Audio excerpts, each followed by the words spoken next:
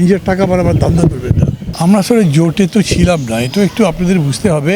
BNP বা অন্যরা যেটা করছে সেটাও সমঝোতার ব্যাপার আছে।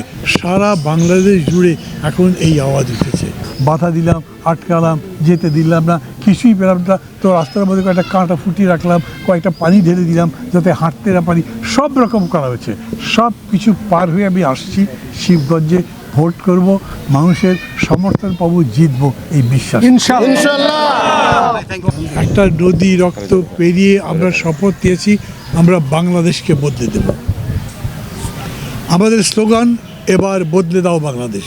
এরকম একটা নির্বাচন করতে চাই যেই নির্বাচনের মধ্যে দিয়ে আমরা সেই রকম মানুষ নির্বাচন করব যিনি বা যারা এই দেশের মানুষের সেই আকাঙ্ক্ষার সঙ্গে যাবেন, নিজের টাকা বাড়াবার ধান্দা করবেন না, গায়ের জোরে প্রভাব খাটিয়ে নির্বাচনকে নিজের মতো করে বানিয়ে নেবার চেষ্টা আছে।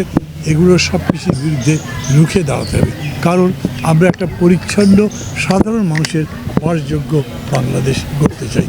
সারা বাংলাদেশ জুড়ে এখন এই আওয়াজ উঠেছে। সবাই আমাকে সাথ দেবেন, সবাই মিলে আমরা একসাথে এই দেশটা গড়ে তোলবার চেষ্টা করব। নির্বাচন যদিও প্রতিদ্বন্দ্বিতা, কিন্তু আমি মনে করি নির্বাচনের মধ্যে কোনো শত্রুতা নেই, কোনো বৈরিতা নেই, কারো প্রতি হিংসা নেই। সেই রকম কথাবার্তা বলাও বন্ধ করতে হবে, সেই রকম ধান্দাবাজি ফিকিরও বন্ধ করতে হবে। আমরা আসলে জোটে তো ছিলাম না, এটা একটু আপনাদের বুঝতে হবে। স্বৈরাচারের বিরুদ্ধে, হাসিনা সরকারের বিরুদ্ধে লড়াই করবার সময় আমাদের একটা জোট ছিল, কিন্তু সরকারের পতন হবার পরে কিন্তু দেশে কোনো জোট নাই। যে নির্বাচনটা হচ্ছে এটা কোনো জোটের ভিত্তিতে হচ্ছে না।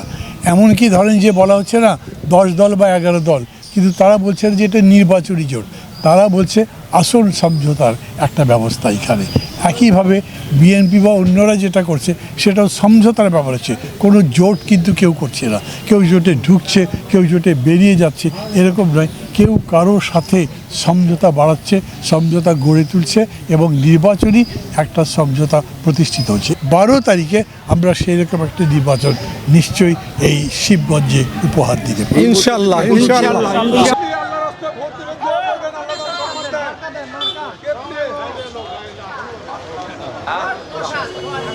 নতুন করে